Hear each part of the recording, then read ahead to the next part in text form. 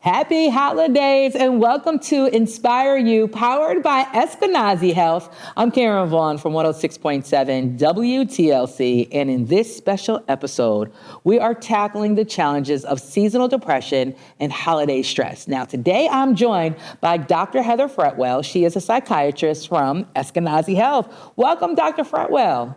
Well, hello. Thank you so much for having me here. I'm thinking just of the season, winter blues. The weather has changed, daylight savings time. It gets darker much earlier, and we're just blessed to have long days during the summer here. So when that switch happens, it just leads to a time of just, having the winter blahs, right? Mm-hmm. So just to really dive in, let's talk about and understand seasonal depression and what it is. Can you, one, tell us what it is and also symptoms and signs, so those that are kind of experiencing these things, that they can tap into what it is and then get the help that they need? Absolutely. So seasonal depression is a real thing that happens. We believe it's related to dysregulations in melatonin and serotonin production during dark winter months. One of the reasons that really supports this idea is that the closer you get to the equator, the less seasonal depression you get. So in Florida, you have a statewide rate of about 1.4% of seasonal depression, and up in Alaska, it's about 9.9%. Wow. Yeah. And so here in the Midwest, we vary, some of the statistics vary a little bit, but somewhere between 5 and 9% of people can get the seasonal affective disorder. And the symptoms pretty much look like depression. So the key signs are you're not enjoying what you usually do. You're tired all the time. You're sleeping too much and you never feel rested. You get irritable. A lot of times with depression, appetite can go up or down, but in seasonal depression, it typically goes up. When I'm talking to patients, I often say it's like we're trying to hibernate, but we do it very badly, and it comes out as depression. One of the key pieces about seasonal affective disorder is that you really notice a full remission of all these things in the summer, and you notice this pattern in yourself for at least 2 years. So if it's your first winter feeling depressed, we couldn't give you this diagnosis. But after you've done this for at least 2 years, which don't have to be in a row, we can start thinking, okay, maybe this is what is going on. Okay. So, my other question is what's the difference, or can we distinguish between typical holiday stress and then a more serious mental health concerns, just to be able to navigate both effectively? With holiday stress, you can usually pretty well pinpoint, I'm really worried about either all the work that has to go into this gathering, or I'm really worried about things that could happen at this gathering, or I'm really worried that I'm going to disappoint people because, maybe I didn't buy the right thing for them, or I'm not serving the right thing for them. And usually it's all very preoccupied around, these specific events or expectations that we may have, or we may think that other people have of us.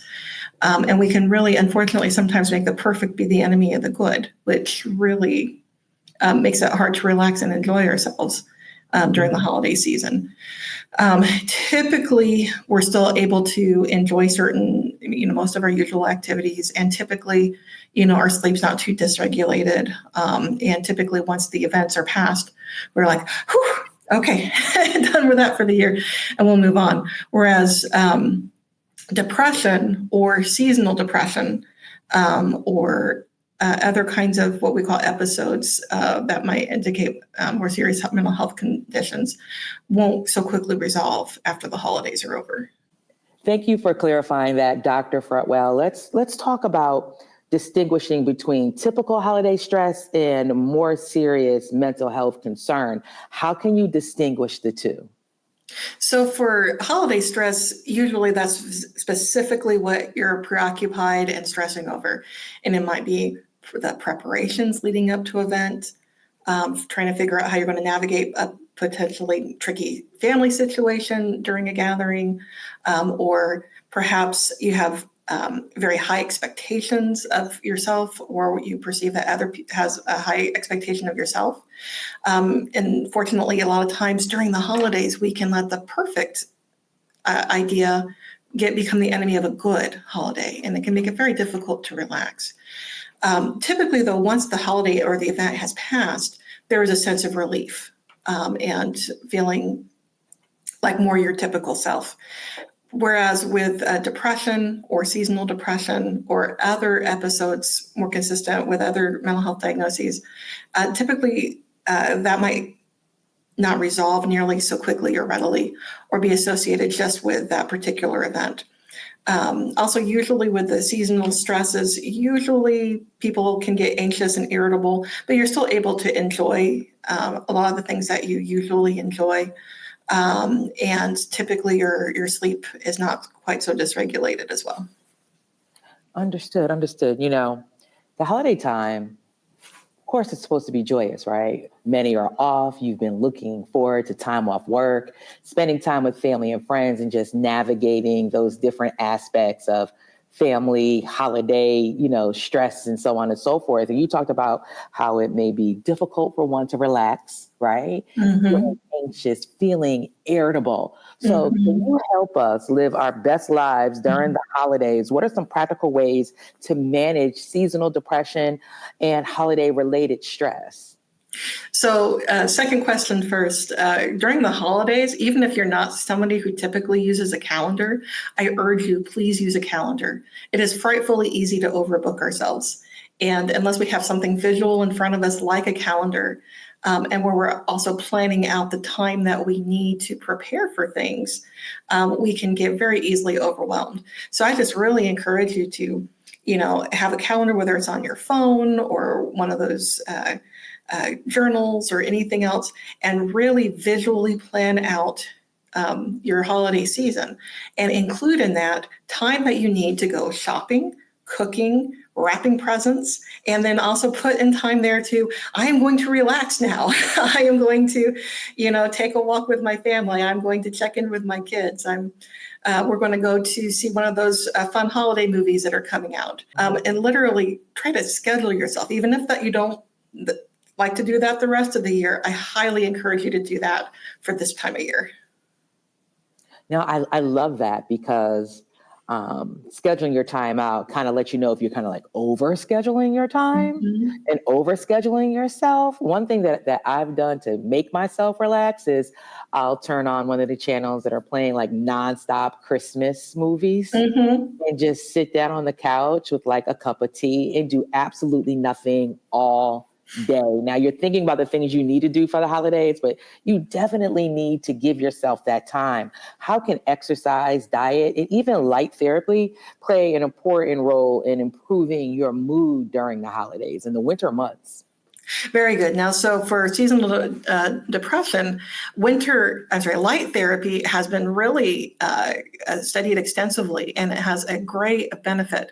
And so typically you're looking for a device with 10,000 lux, that's LUX, that's a measurement of the intensity of light. And you're looking to have it right near you in your field of vision for 30 to 45 minutes first thing in the morning. So I typically advise people, wherever you sit and eat your breakfast or have your morning cup of coffee, that's where you want this device. And it is, I call it medicine for the back of your eyeballs. And it actually has activity on some of the nerves in the back of our retinas that are not related to actually vision, but we actually have some special fibers that are there to look at light and light intensity. And we think that that's one of the ways that our brains notice the changing of the season and the decrease of the intensity of the light. If you look at the frequencies of light that get through because of the tilt of the earth is actually different in winter than it is in summer. And one of the ways you can see that is have you noticed that the summer sky and the winter sky look a little bit different in terms of what color blue they are? The back of our eyeballs can sense that too. And so it's kind of a really cool science link to why this happens and how we can deal with it. So light box therapy is wonderfully much more affordable now than it was even 10 years ago to get a device. Because it is medicine, you can overuse it. I have some people say, well, I'll just turn that on all day. And I'm begging you not to. I have seen people throw themselves into mania because doing that. And so just like all medicine, you can take too much of it.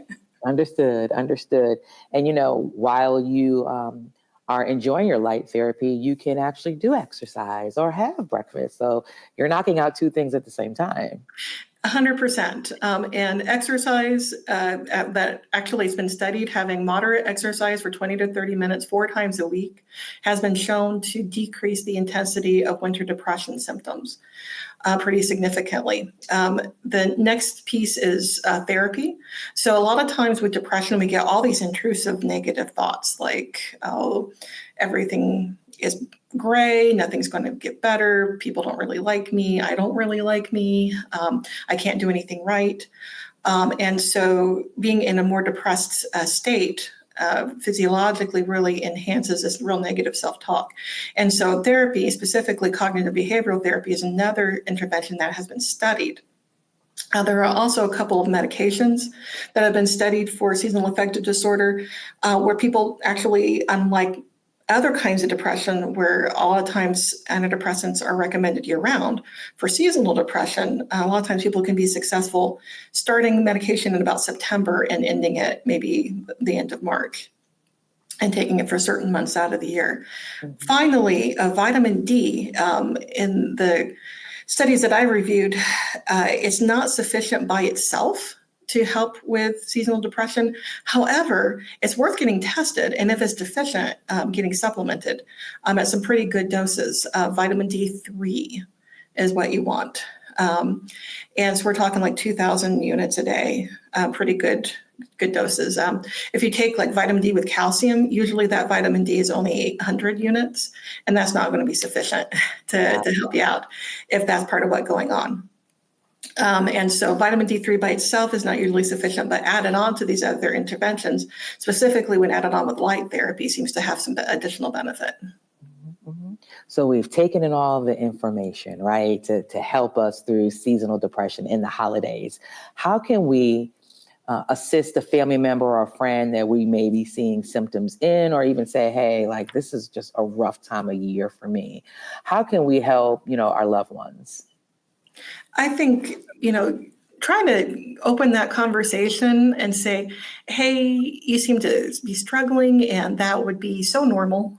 That would be, you'd be so not alone. Do you want to talk about it? And, try to just check in on them and say, hey, it's just, I seem to remember maybe like last year and the year before this time of year wasn't so great for you. Do you think there's a pattern here? Have you noticed that the winters are getting harder for you? And just kind of trying to check in on folks and see if they'd be open to talking to a doctor. A lot of primary care doctors, honest to goodness, will see more depression than I as a psychiatrist will ever see. Our primary care doctors of today are very well equipped to manage depression and give recommendations. And then if they feel like it's necessary, to refer on to additional resources. That said, if you feel like there's a lot going on in your life, then absolutely come see a psychiatrist, come engage with a communal health center, come engage with a therapist. And there's so many people that are here in the helping profession that are waiting to help you and your family and your loved ones. Yeah, because, it spawns a conversation, at the kitchen table, or if you're in the basement during the holidays and you have a member or a loved one that's just kind of like sitting there to themselves, or maybe just on their phone the whole time, just trying to get through and cope, and just having just various ways to kind of pull them out of that and to help them is definitely beneficial, because we all want to enjoy the holidays. That's why we're around our family and friends. But there may be times where we're just, isolating ourselves because of what we are feeling, and we don't know how to deal with that. Are there any signs or indication that someone may need professional help, when with our family and friends during the holiday? And how can we approach that conversation? So I really want to start by saying I really think that how you put it there in terms of helping somebody offer connection is such a great strategy. The real serious things include someone just not getting out of bed, not tending to themselves, kind of retreating from their family, maybe their kids, their parents, not going to school, not going to work, talking about death, right, would be a huge red flag. Talking about themselves as a burden is a huge red flag. Okay. Seeming to not be able to cry uncontrollably, or just seeming to be very flat, like there's not very much expression on their face, like very apathetic. Those are all signs of more serious depression, which can happen seasonally, but can also be indicative of perhaps this is a broader major depression. Or, in young people or people in their 30s, as the other bump, we could be seeing a depressive episode of bipolar disorder, and so you got to kind of understand there's a rather broad differential, we call it.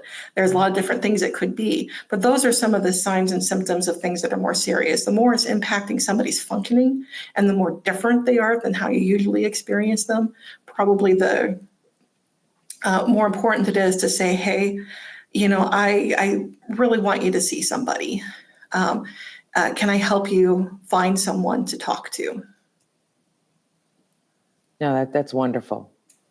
Just to be able to help a family or friend member that way. And, they may receive it, they may not, but just knowing that they have someone that's in tune with what they're going through could be helpful as well. Absolutely. And when it comes down to it, what we can do as family and friends is we can plant seeds and we can make it clear to them that there's a conversation to be had, there's an open connection. Yeah. I mean, it's a heavy conversation, right? And we just kind of want to make it lighter for everyone. One of the reasons why we're even here talking today, Dr. Fretwell, and just leaning towards, gratitude, right? How can we lean into gratitude, and what role does it play in coping with seasonal depression? So emphasizing gratitude is actually another thing that's been studied. And so I'm so thrilled to tell you that there is it doesn't not only make common sense, but it actually is borne out by scientific study that as adults, if you list at least 3 things that you're grateful for every day, it has been shown to reduce depression. That doesn't sound so hard, right? List 3 things. And also, I think gratitude helps us with perspective. I mentioned a little bit ago that so many of us might feel like there's so many different things that we can't control.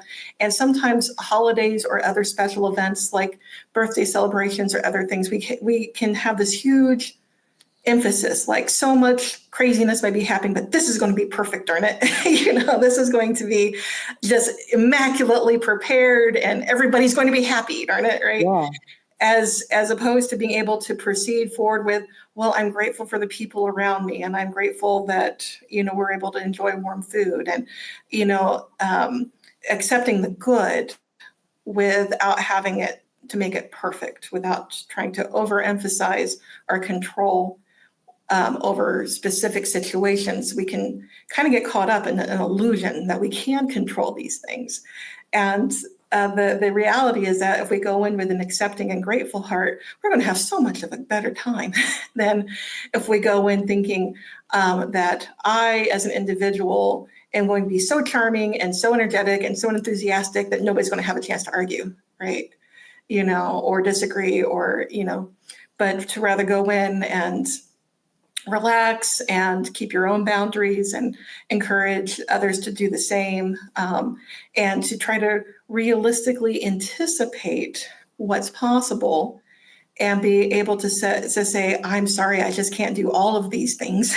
Yeah. If we're asked to do so, multiple things in a row, like at Christmas time, you could be invited to literally like 7 parties in a row, right? I'm sure that can happen. And you might feel like you'll hurt people's feelings if you turn down some of the invitations. But you have to take, I think, a very careful self-inventory and be like, you know what, I will enjoy this a whole lot more if I take a day in between and go to like 4 of these, Yeah. instead of try to do this marathon at the end of which I will probably barely remember all the different And things then I'm I did. tired and I'm like on the couch the whole time, on Christmas or a couple days afterwards, because I went to every single event and I didn't have to, but you just don't want to your point, just, get to the point where, you feel like you're letting someone down. Yeah. Right. And I think just try to have clear communication and say to somebody, I love you and I'm overbooked this year. And, if you do this again next year, then I'll try to prioritize yours. Oh, yeah. That's nice. That's a nice way to put it. And speaking of, gratitude and on a positive note, can you share with us a success story or a positive example of someone who overcame their challenge of seasonal depression? Yes, I'm thinking of a patient of mine that actually has a seasonal pattern on top of regular depression, because you can unfortunately also have both. And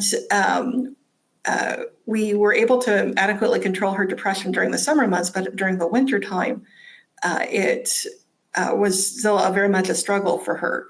And so she did all these things actually that we're talking about. She started a light box. She went to the gym 3 times a week. She took vitamin D. And she stayed in therapy. And now she is coping so much better with the winters, and able to really enjoy time with her little girl, and take things easy on herself for the holiday gatherings that she attends. So thank you for the opportunity to share her story. Yeah, that's wonderful. Dr. Fretwell, what do you look most forward to during the holiday season? Oh my goodness. I really love the buildup, and I really love that. I think the last several years I've gotten a lot better at taking my own calendar advice. And so I just feel like, hey, I've actually already got Christmas presents under the tree. And this is from me, where it used to be I would be like up till 2 a.m. Christmas Eve wrapping the gifts, right?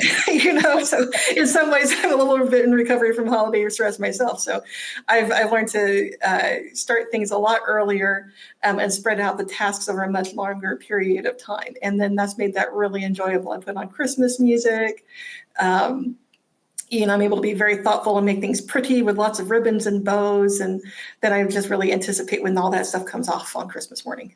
Awesome. Well, may your Christmas be a joyful one. Dr. Fretwell, it sounds like you're going to have a festive holiday season. Thank you so much for taking time to talk with us about seasonal depression and getting through, the winter blues and holiday stress. And if someone wanted to reach out to you for more, or they have watched and they just have a few more questions and they're trying to get their calendar like your calendar, how can they reach you? So I work at Sandra Eskenazi Mental Health Center. And to be honest, really what you want to do is probably talk to some of the wonderful therapists and many of my excellent coworkers. You can call the access number on your screen and they'll talk to you about the clinic location near you. If you live outside the greater Indianapolis area, every zip code in Indiana has a community mental health center. So you can just search community mental health center and your zip code.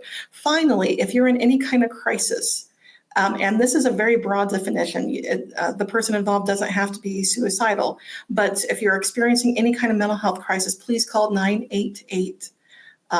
There is a live person on the phone who really wants you to call them, and they will help you in terms of navigating resources, in terms of navigating the moment, in terms of managing the distress that's going on, and helping to evaluate what may be helpful for you with the next steps.